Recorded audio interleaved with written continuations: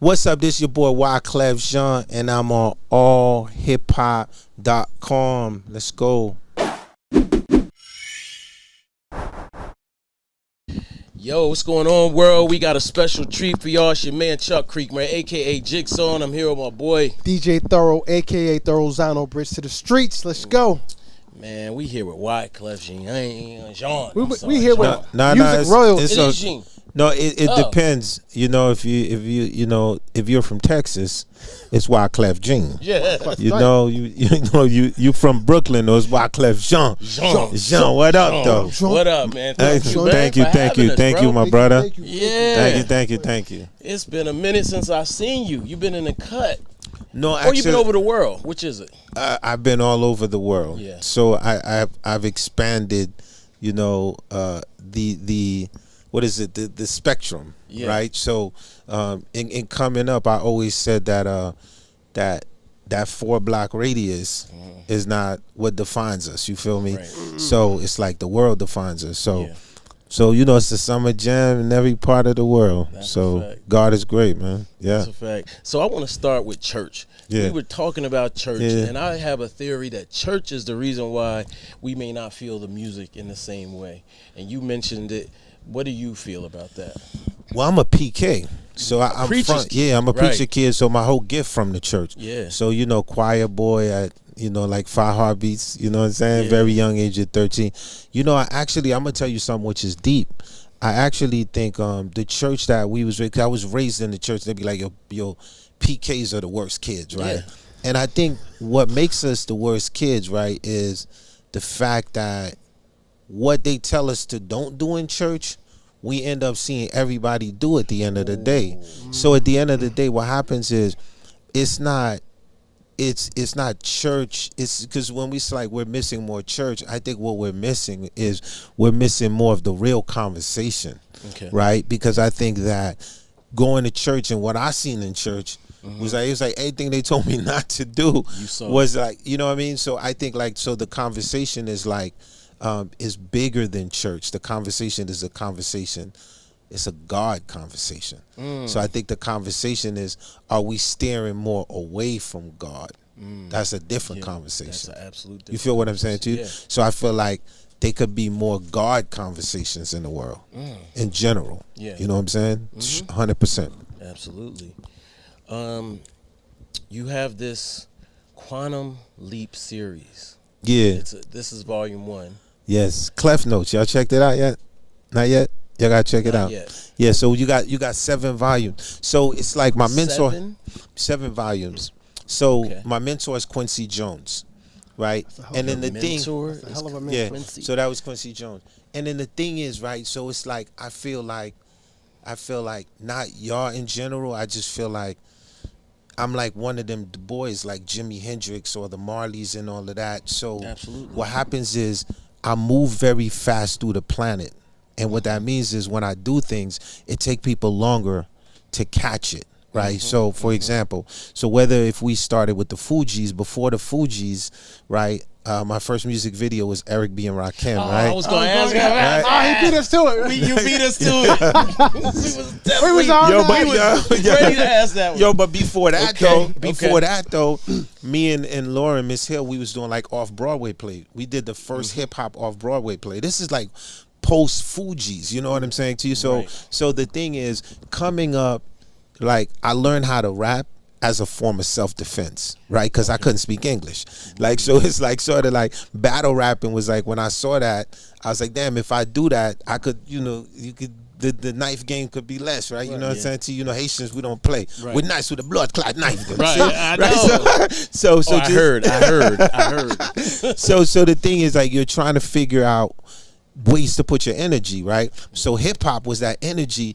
When I saw dudes battle, I was like, man, if I learn how to speak English and I'm able to do this, I might have a chance to live in America. You know what I'm saying? I might not be a statistic. So, but in this process, when my boys are playing ball outside, they're doing everything that they're doing, Atari and all of that, I'm like trying to figure the instruments out.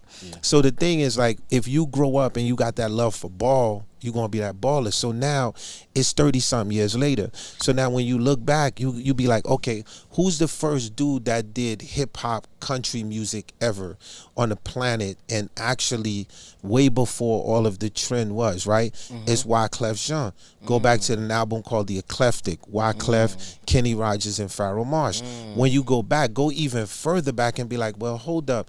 Who's the first dude that actually recorded an entire Philharmonic orchestra and put it inside of their music and wrote the sheet music? That'd be Wyclef Jean, Gone to November. When you go back and you look at it, you be like, hold up, that's Destiny Child. But not only did he do the song, he actually brought them on tour with them. Who's that guy? That's why. So the thing is, now you're 30 years later. If I'm coming out with music, I ain't coming out with an album. I don't even know what that means. Right. So in 7 years, I've been working on 7 genres.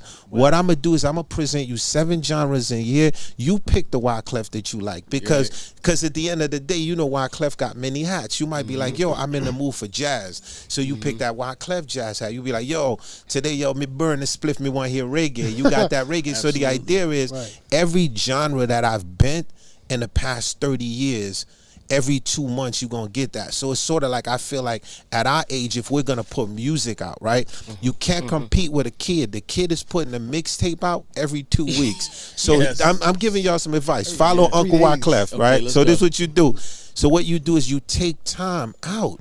Like, so within 7 years, I put 7 albums together with 7 genres. And now that I'm ready to release 365 days of the year, you're basically going to be getting music from all parts of the world, different genres. So the first one we got is Clef Notes, right? And that's like the black and white notebook. Y'all got to check it out. I got like Lil Wayne, Rhapsody, G Herbo, Andra Day, remix with Carlos Santana, remix with Tsunami Surf, right? I knew the assignment for that. The second one is going to be the jazz. And then it keeps going, brother. So that's where we at now. But that's what I like to hear, man. Some real musicianship, some real thought behind it. The rollout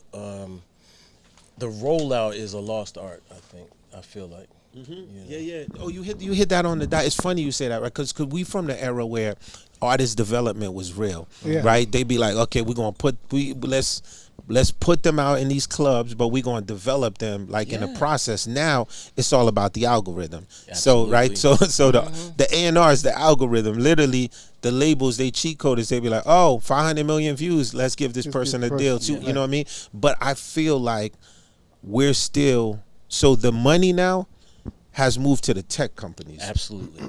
So my thing is, like, when you look at the tech companies now, I want to see more tech companies investing in the art, because the tech companies now, they have the money to like invest in the art, right? So again, like, so for me, like, there's a platform we have called Open Wave. So that's one of our platforms. So what we do, again, like, we're investing in the art. And what does that mean? And artists that can't afford it, right? We give you consignment, right? Which is a big thing. Like, because the product now, the music is a byproduct for whatever else you trying to sell. You do know that, right? Absolutely, yeah. So we built the artists up to say, you are a brand. Yo, fuck looking at 10 million people. If you get 1,000 people, real talk, at $100, that's 120,000 a year. That's the mentality of how the new hustle starts. You know what I'm saying? So this is what we try to tell young artists. Okay. Right. Speaking of, drifting back real quick, when you spoke about the country and the rap, did you draw any inspiration from Rapping Duke? The hard. Come on, the hard. So the country inspiration. Shout out to the king. Right. The inspiration for that came because my mama is Caribbean. So like, country music is just part of what we did. So automatically, you know, whether if it was like Charlie Daniels, Devil Went Down to Georgia, Alabama. But like in the era when we was coming up though, it was like, I remember like being in the projects and singing like, you gotta know when to hold them. Know when, bro, you playing dice, right? And you still singing that. So it was like, it was a time where that country, like, it was part, and the reason why we could have relate to it, because it was all storytelling. You feel what I'm saying to you? Right. Yes. So again, like, within the 7 genres, like, I just grew up with real, like, listening to like country music. Right. You know what I mean? But that's all from my mama though. Okay. Shout out to your mom. Are you mom. gonna have a rock and roll component? Well, rock and roll is something natural to us. That's just when we pull out the guitar, it's all going to sound like that, right? So I think that rock and roll component is from the blues, and the blues is from the R&B. So the R&B album is going to be called Grown and Sexy. Okay. And that one, I'm trying to make sure that it's like really grown and sexy. Like that's when we like turn the lights down, low vibe. So I'm like drawing inspiration from like Isley Brothers, Underneath the Sheet. I know the assignment for that one. You feel me? Yeah. Right. Okay. You're what I call a quadruple threat, and this is what I mean. You play instruments, you produce, you sing, and you rap. Where did you develop that? He might have a couple more. He might be more, but he's definitely a quadruple threat. Yeah. We don't get too many real artists. Like you're a real musician, you're a real artist. Like what was your strong point? You started rapping first, or you play instruments first? What was first? Well, the strong point is the church. I started out in the church, so all of my PKs and that are watching this, they already know. Like when you in the church, like and your father's the preacher, your mama's the deacon, anything that come in that church, you're gonna learn how to play it. You feel what I'm saying? So you automatically start off by playing, and then you directing the choir. You feel what I'm saying? Because you like the church, like you're like forced into it, whether if you want it or not. Right. It's like Sunday morning, your father got you like, okay, now you like the choir. You know what I'm saying to you? So my love for hearing music started out like in the church, and just like hearing the music, and then being like, okay, I could arrange this like this on Sunday. You know what I'm saying? I remember one time there used to be a hymn book. I was like mad young, and so every Sunday we sing songs from the hymn book. And one day I was done. The hymn book was finished, and I was freaking out.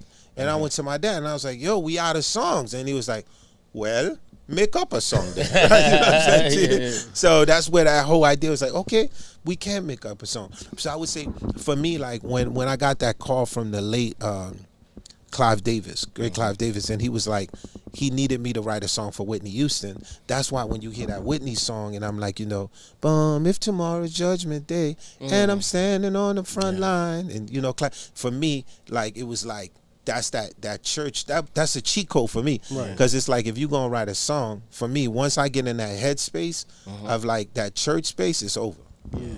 Now, do you ever feel underappreciated, underrated? Great question. I think that's a good question. I mean, good question. I feel as though you're a genius, right? And creatively, and sometimes I feel like the algorithm or whatever other metrics are being measured skip past that. Well, I don't think like geniuses get credit when they're alive. That's why they geniuses.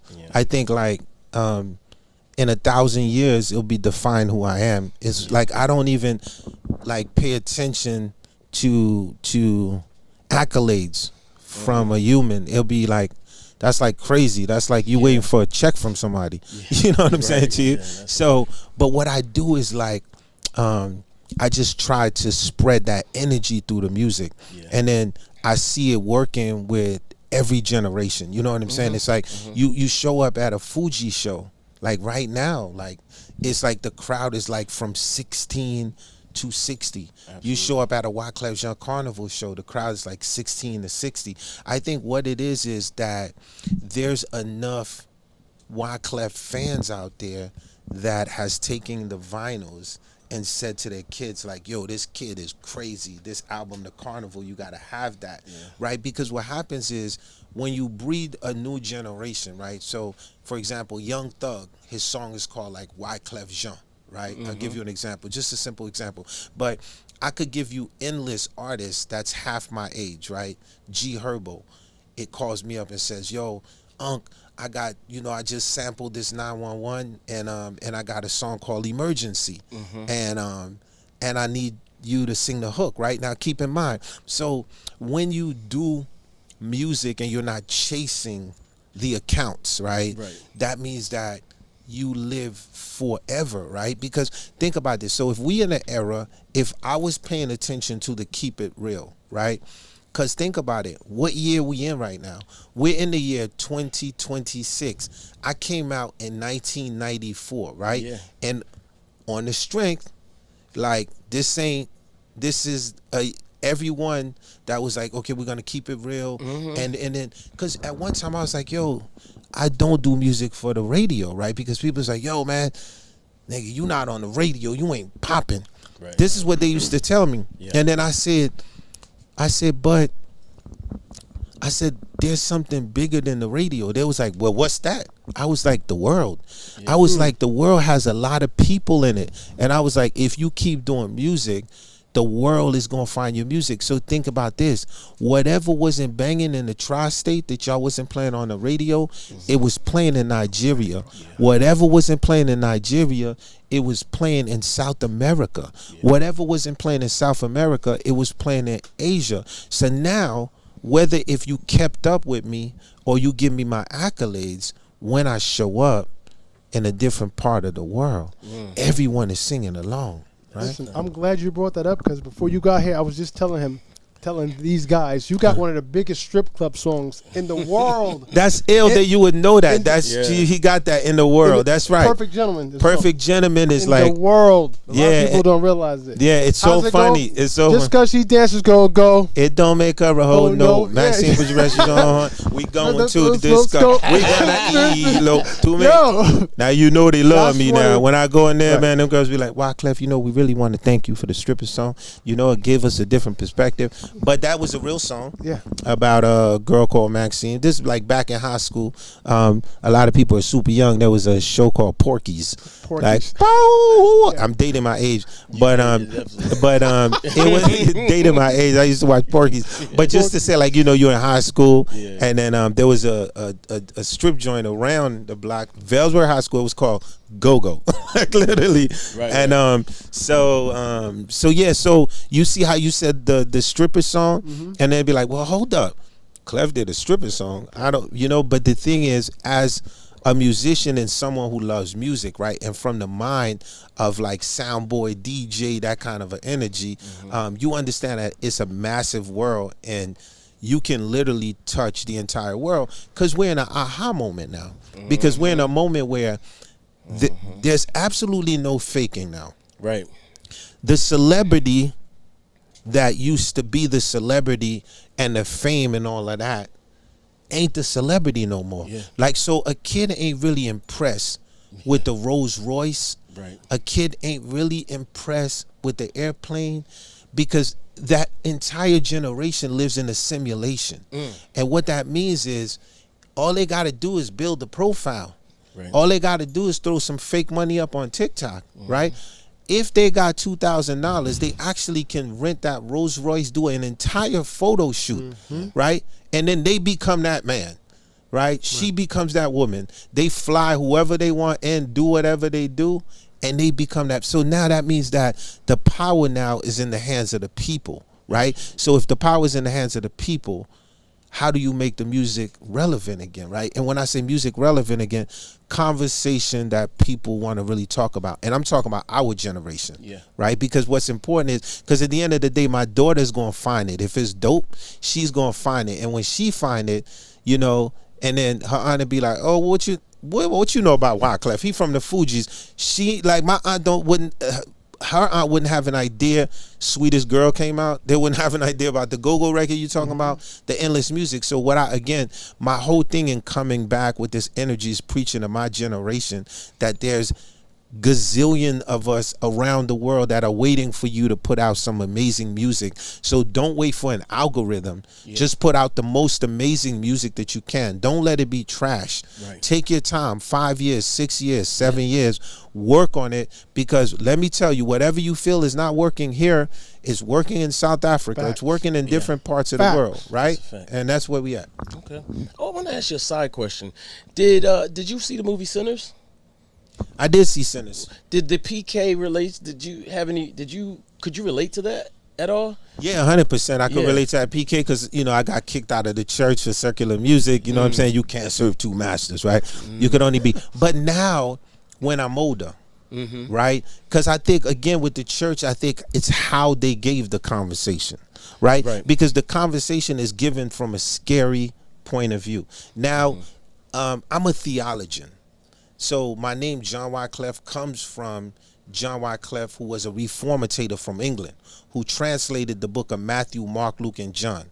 This is years before the Lutheran doctrine, So that's who my dad named me after. So my dad thought I was going to become a minister at the end of the day, right? He was like, yo, you got the character. You could be. I look like a minister, right? Sound like I'm you preaching. favor a minister. Like, y'all favor. Yes, sir. Right? Right. Get off the island. All right, these ministers going to be really mad at us. But at least we ain't doing Soul Glow. Yeah. But just to say that, when they was like, yo, you can't serve two masters, right? What it is like, I can tell you, if they was like, yo, what's going to happen is you might going to be in a room one day. Yeah. And the room is going to be full of cocaine. And this room is going to have so much cocaine, it's going to look like snowfall. And then you going to have $1 million on the bed, all in cash.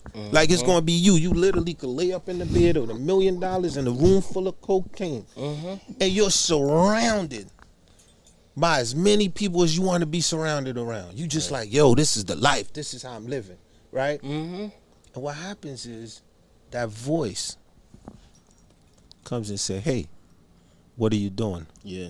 What are you doing, homie? Yeah. Like, what are you, like, really, what are you doing? Like, why are you, what you putting up your nose? Like, so if you gave me the message in a different way, I would have received it better, right? Because what happens is we have a lot within our generation now. They ODing, they committing suicide. So I think that, so the real conversation of where we at in present time, let's not have metaphoric, right? I didn't say don't be religious, or I don't say don't be spiritualist, but be logical. And logical means like, let's just have this straight conversation right now. And I think like that's what we need to have if we're trying to save more of our youth. And I'm talking to someone as an elder who in our families, right, there's all kind of problems, right? Yes. We see it as elders in different generations. So at the end of the day, I look at it and says, okay, when I see like Sinners or different movies, I'm like, damn, if only that conversation was had in a different way, right? Because what happens is they just make everything spooky. They go, yo, if you don't do this, you're going to hell.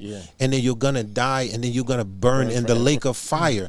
And I'm like, whoa, whoa, whoa. Is there like a middle ground here? Can we have a conversation about logic? I didn't say you ain't going to burn, but let's talk about logic. That's all I'm saying. Yeah. Okay. Right. Question, sir. The movie Shottas. Shottas. Man, I can't go nowhere without. It don't matter what I do. It don't matter if I try to fucking be president of Haiti. It don't matter if I done sell a gazillion records. It all goes back to one thing. Shottas. Yo, brethren. Shottas. A lot of people may not realize a young, unknown DJ Khaled was in that movie. Of course, my brother Khaled. Like still how did Shottas come about? Seth Severa, genius dude, director, you know. He had an idea for a movie, kept flipping the script, you know. Right. And he ended up pulling it off, you know. Very smart, very creative. And I think what I think was the most amazing thing about that movie, think about it, this is like way before Curb Your Enthusiasm. Right. And what I meant by that was the improvisation of like natural improvisation. So what I liked about the director, which was pretty genius on his part, was like, okay, you can read the script, right? And it's like, okay, Clef, you're going to be in a yellow Lamborghini, you know what I'm saying to you? And then, you know, you're gonna be, this is gonna be the shot, and now you're gonna have to kill the informer. But now let me just flip it, right? Let me do it like it's really gonna be done, right? All right, brethren, so you're gonna be in the car, right? And in the car, I want you to kill the informer. But me don't want the audience to know that you're gonna kill the informer, see? I want you to set it up, see? Action, roll, right? So automatically you know the script, but now you're going genius in your head, you know what I mean? And automatically I'm like, so it was a white man, a black man, and a Chinese man, right? So this was through the whole movie Shottas, these crazy like moments where, because when you're watching Shottas, it don't feel like no one's an actor.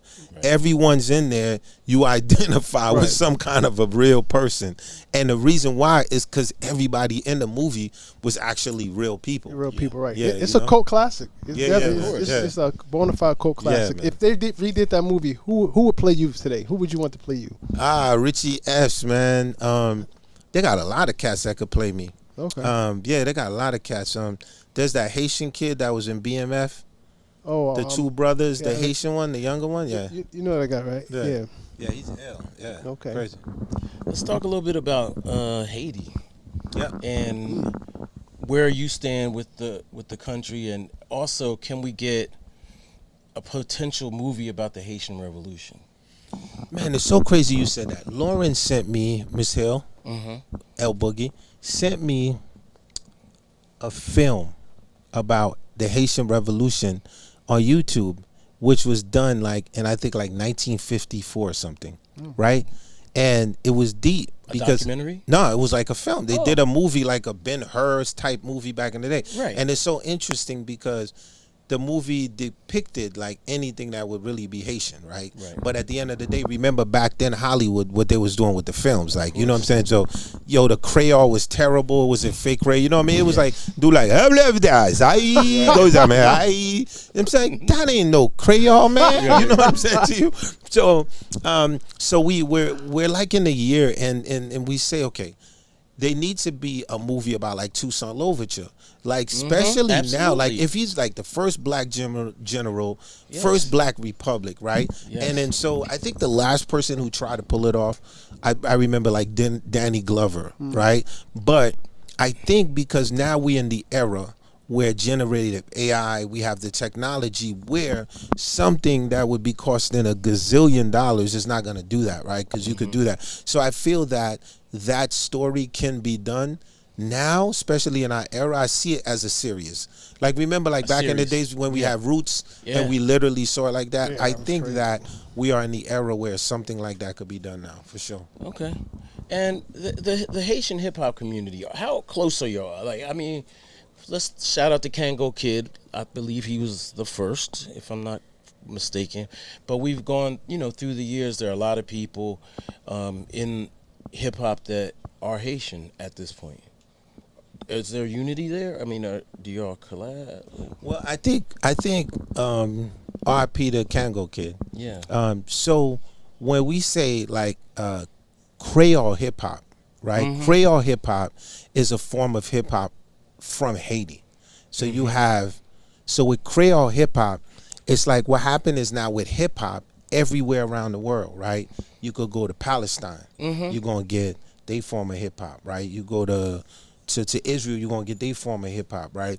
You go to Syria, you're going to get their form of hip-hop. You go to Nigeria, you're going to get their form of hip-hop. So what was created in the Bronx, right? It was created in the Bronx. We all agree with that? Or is there a fight? Like, there's some... because it was created in the Bronx. I'm here. I have to be real careful. I don't want to start a war or anything. You guys would know better than me. So Bronx created hip-hop. For argument's sake, let's just say the elements converged in the Bronx. BX. Okay, so the elements that was converged in the Bronx now has every part of the world. So in Haiti, you have kids that have adapted to every form of hip hop, from the trap to the boom bap to all of that era. You know what I mean? So you got one of the fathers of like the foundation. His name is Phantom. So that's like one of the kids. Then you got like Trouble Boy, like the younger kids. So you have all of these different levels of hip hop.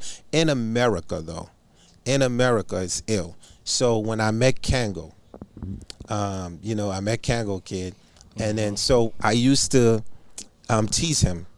So I literally would put out my dukes and I'd be like, yo, we about to fight. He has this amazing smile. You know what I'm saying to you? Absolutely. And I'd be like, Kango, if you told him you was Haitian, I wouldn't have to fight as much as I fought, right? I wouldn't have to get as much as I fought, right? And we used to laugh about that. But you had Kango, and I think one of the De La Soul kids.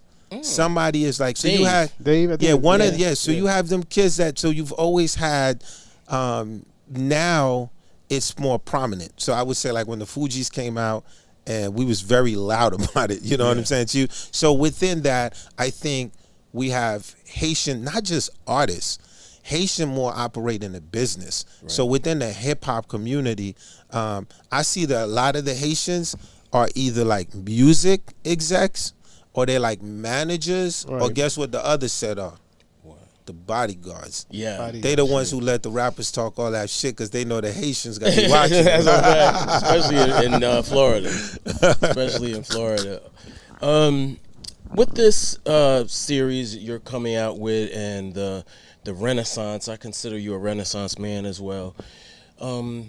Inevitably, well, I know you're not doing it for the current here and the now, but my interest lies in furthering the culture of hip-hop and making sure that the younger generation understands a little bit more about how we got to this point. Yeah. And I definitely feel like we've lost that a little bit because there's a gap in the creative process, in my opinion. So young folks, they might send the track in, or they might whatever in their home, and they may never even practice with a crew.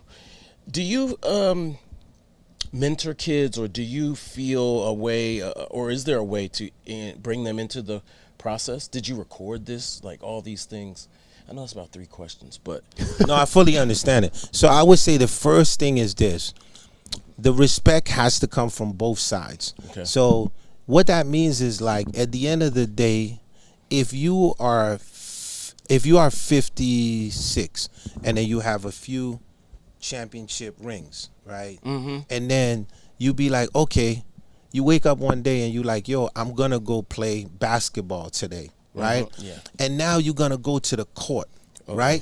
When you go to the court, that 19-year-old, like, he don't give a hoop how many rings is in your hand. Yeah. His whole thing is he's about to take you in the paint and do what he does, right? So then y'all both go in the paint and, like, just say, like, now y'all going at each other, right? Mm-hmm. You know, and you come up by 3 points. Mm-hmm. He gonna literally, now his whole persona change, and he gonna have a different conversation with you because of the paint.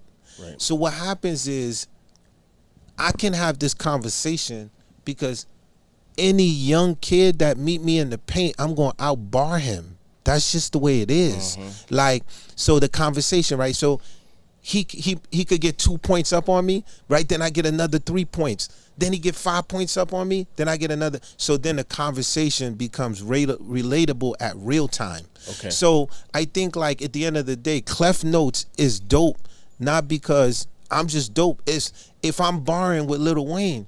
Yeah. If I ain't keeping up with Wayne, I'm dead. Yeah. If I'm barring with G Herbo, I'm not keeping up with G Herbo, I'm dead in the water. Yeah. But if I'm barring and it's matching the energy, the conversation becomes interesting to a millennial. Absolutely. So at the end of the day, I feel like there's still work that we got to put in. Like, you can't take these kids for granted. Like, at the end of the day, you got to step in there, like, fully. There was one dude blogger, he was like, yo, damn, Clef sound different. He don't sound like he sounded in, you know, back in the days. He sounded like Joey Badass. Not knowing that I always sounded like Joey Badass. Before there was a Joey Badass, there was a Fugees, right? Yeah. You get what I'm saying? Yeah. You get what I'm saying to you? But then Joey Badass is like a nephew of mine. You get what I'm saying to you? It's like, if I'm going to do, like, yo, Joey, let's do a record together. But Joey know, like, if I'm calling him for a record, he know that I could keep up with it, right? Let me tell you, another funny thing was, I remember being little at award shows, right? And then the legends would come up to me, right? And I was like a kid, but I'm at the award shows, and I'm a Fugees. Right. And I ain't gonna say nobody's name, but I'm giving y'all these funny stories to show you a comparison. You know what I'm saying? And dude walk up to me, and he's a legend. He's like, yo, man, Clef, we got to do a joint, man. Yeah. Right? Yeah. So the thing is, now I'm like, shit, this is a big legend. I can't tell him no. Right. So I'm going to give him my number, but then I'm going to curve him later. Because, listen, I'm just telling you, this, understand, right? Because I'm like, because I heard his project, and I can't be on a project like that because he ain't keeping up with the time. I'm just giving you an example. So the thing is, I want to say that you can't blame the kids, because at the end of the day, every generation has their thing. If you want to be part of the conversation, you got to be present real time. So I'm just saying, with Clef Notes and Quantum Leap, I'm present real time. So it's like, I'm not talking about what I did in the year 1904. I'm just giving you an example. It's like, you want to rap, let's rap now.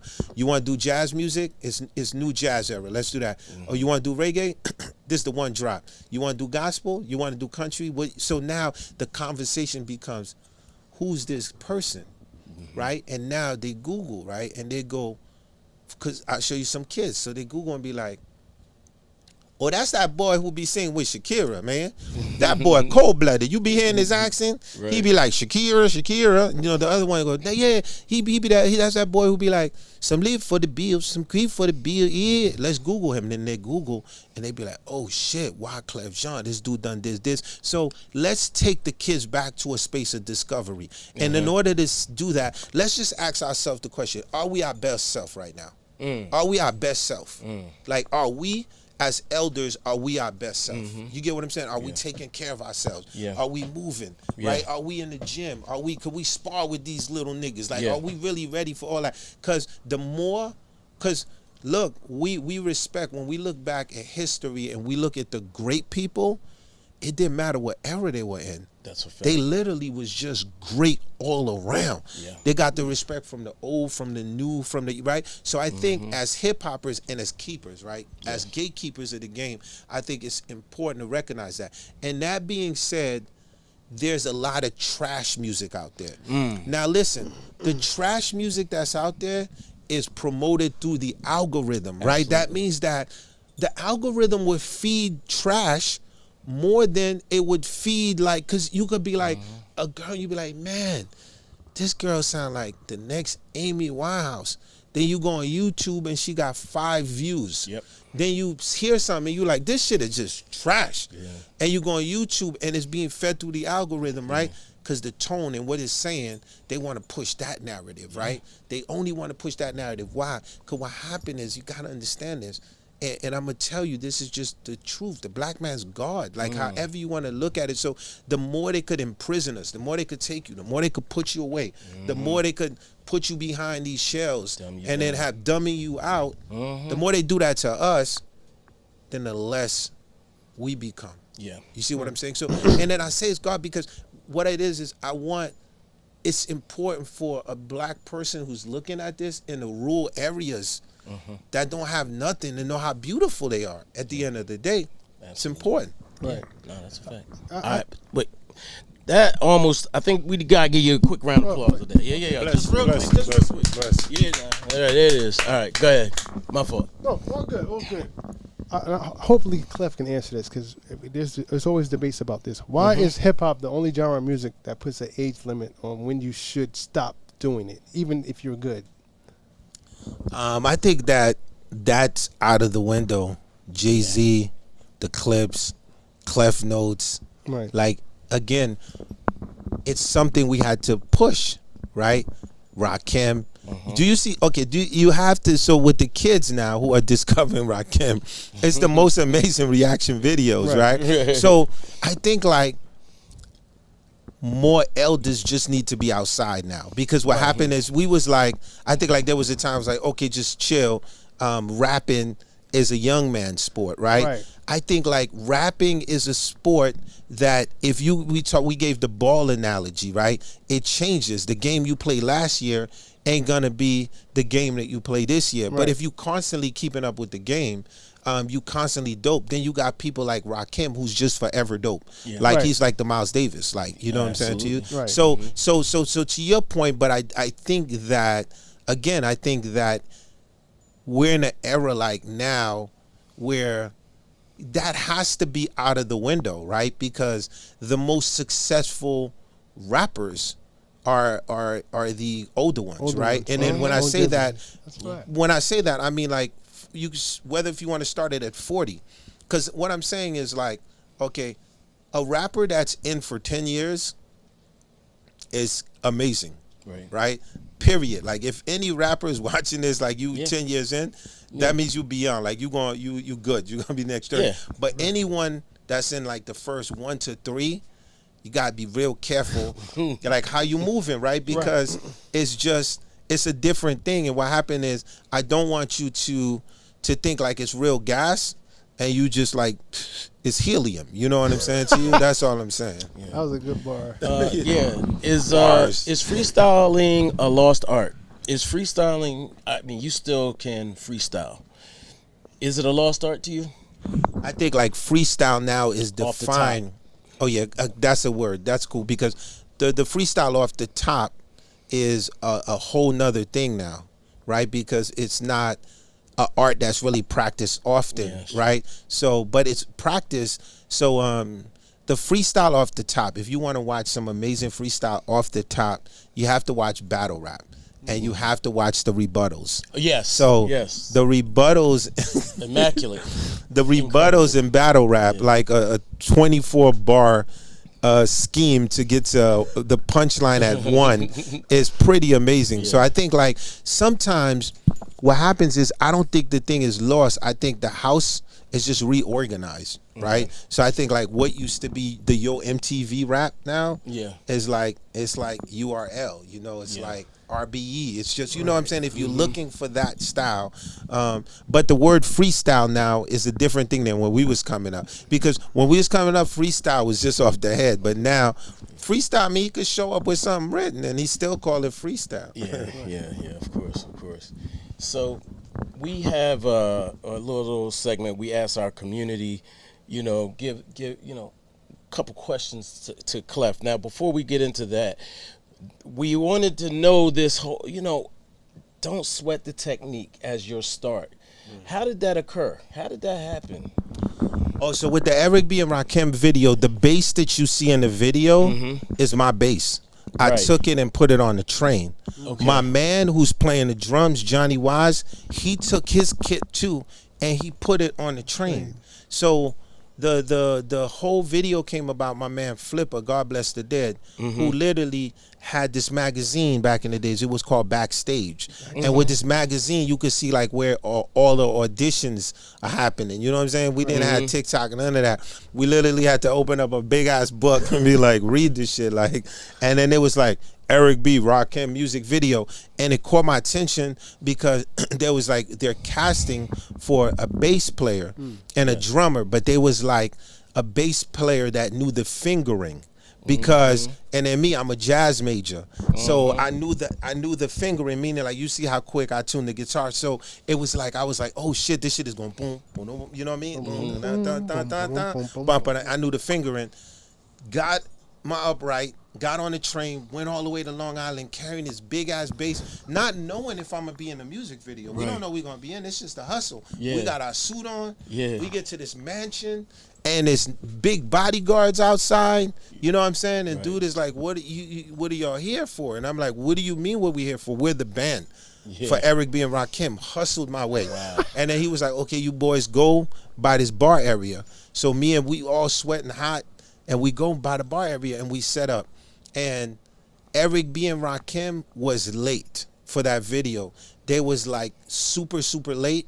And then thank God they were late. Thank you guys. Because they were late, I got like 6 or 7 shots in the video, because what happens is the director had to start shooting. You know what I'm saying? So he was shooting, so we the band being like the extras, you know what I'm saying? Like we was getting like mad shots, and then the celebrities showed up. I remember like Eric B and Rakim showed up. Keep in mind I'm a kid. And then the air, like Rakim would, he showed up and just like that was the God, like the greatness and the air, and then you're a kid, like, and then you see Eric B tall, you know what I mean? Like you're like, wow, these the boys. And then so I'm in the video not as Wyclef, but just as an extra. You know what I'm saying? I got like 7 or 8 shots. I gotta relook at it now. Just some quick rapid fire questions. Somebody asked your favorite Van Halen album. I think more so than my favorite Van Halen album, because that person knows that I'm a rock junkie. I think it's more so what did I learn from Van Halen, right? So what I learned from Van Halen was what's called the hammer technique. So the hammer technique is like when you take the guitar and like you're like hitting the chords, but it's like, I don't know if I can do it with like you can do it with an acoustic. But it's sort of like the technique is like when you hitting it, so you're like literally going to.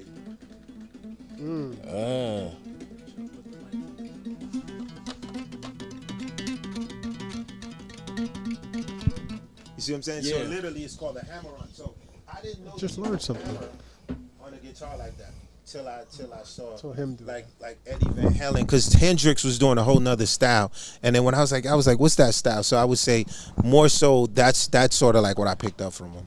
Okay. So, Yeah. 5 minutes. 5 minutes. Okay. Trying to weed through the Santana song Maria Maria was Wyclef's riff inspired by Wu-Tang Clan. Ain't nothing to F with. Everything that I do is inspired by hip hop. Like there's not nothing that I do that's not inspired by hip hop. You see what I'm saying to you? But the thing is, within the, if you notice with all of my music and everything that I do, our backbone is like we're hip hop kids. Yeah. So it's like, you know what I'm saying to you? And then for me, again, I'll say it and I'll say over again, you know what I'm saying? There's only one RZA at the end of the day, you know what I'm saying? Yeah. 100%. Yes. Somebody said Haitians all day. I don't want to ask, they're asking a lot of different things. Are they watching us now? No. Oh. They've submitted. Oh, I got you. Budgets, studio, creating at home, recording versus coming into the studio. What's your process like now? Well, the process back then with the score was we was like, why pay for a big studio when we could do it in our house? Yeah. So my uncle had gave us the basement, we built it out, and we did the whole score. The Booger Basement, Wyclef Jean, Jerry Wonder, Renell Duplessis, Jerry Wonder, genius. So we the basement. So literally my process is always, I feel like the best stuff you're gonna do is going like literally come from home. Like always. So my process, I always have a studio at home. Yeah. I want to flip a question somebody asked. They mentioned the music business, but you've referenced technology a number of times in this conversation. Yeah. You know, AI, big tech companies, and this organic art form that you create. How does it work? I mean, I know it's a necessary scenario, but how? Because I almost feel like you mentioned, the algorithm is killing, to me, music, and AI could be the death knell of our music as well. Now, I don't want to get too heavy. However, I wrestle with this a lot personally on a number of levels. Yeah. What are your thoughts? I mean, that's a great question, and you should wrestle with it, and it's always, a debate is very important and it's healthy. And then, but I would start off by saying, on a high level, I think like when people hear AI, they think ET is coming. And I'm saying like the older generation, like they hear AI and they're like, yo, ET's coming, phone home. I really don't even think they understand what AI really is, right? So when we say artificial intelligence, we talking about machine learning. So let's just break it down in basic fundamentals, right? If you play chess with the computer, right, the more you play with the computer, the more it's going to learn your moves, you're going to learn this move. Remember like when we was like younger and we used to play Pac-Man, and then once we like figured out a trail, and then we kept going up, and then, you know, it's like, damn, how is... Right, it's machine learning. It's figuring out what you're doing. Now, in machine learning, there's two parts. There's parts where it's the real people, and then it's going to be plagiarism. That's just how the world worked. In hip hop back in the days, we call that biting. So now at the end of the day, you can have an amazing book, and next thing you know, someone can go and be like, "Yo, man, I need a book inspired by," right? And then they write a few lines, and the computer write your entire book. So in saying that, I think that the copyright laws have to be, we have to focus and be strong like when I was a young buck. And you already know when you put on that VCR, it tells you right from the gate, man.